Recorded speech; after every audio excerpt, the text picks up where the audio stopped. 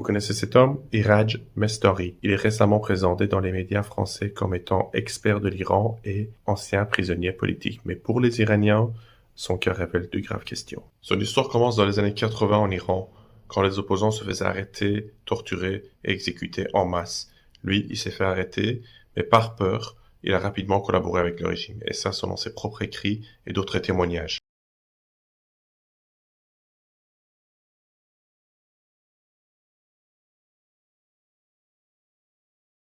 Mais sa collaboration a été un peu trop loin, disons. Il a été jusqu'aux patrouilles du régime à identifier et arrêter les opposants. Il a été aidé jusqu'à faire arrêter sa propre fiancée et qui a conduit à son exécution en 1983. Et puis en 1988, il y a eu le massacre des prisonniers politiques en Iran, où des dizaines de milliers de prisonniers ont été massacrés. Lui, il a survécu. Pourquoi? Comment? بعد اونا اعدام شدن چرا شما اعدام بنده عرض میکنم برای اینکه من اون روز ما ازدواجنامه نوشته بودیم.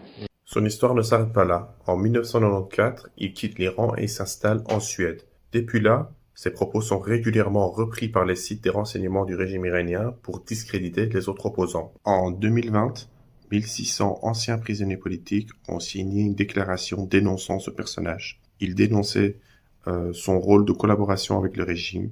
Et selon ces anciens prisonniers politiques, sa stratégie est de infiltrer l'opposition, créer de faux opposants, diviser la résistance et semer la confusion dans l'opinion publique. Aujourd'hui, alors que le régime iranien, son ancien employeur, ne se porte pas très bien, il a fait un volte-face douteux et pas du tout naturel. Il est devenu l'un des plus fidèles partisans du fils du Shah, Reza Pahlavi, et ce alors qu'il le critiquait il y a pas si longtemps. Il a été jusqu'à même participer à leur rassemblement néofasciste et en présence du fils du Shah, Reza Pahlavi, il a scandé le slogan nazi, un drapeau, une nation, un leader. یک میهن، یک پرچم، یک رهبر، شاهزاده رضا پهلوی. Et devinez quoi aujourd'hui?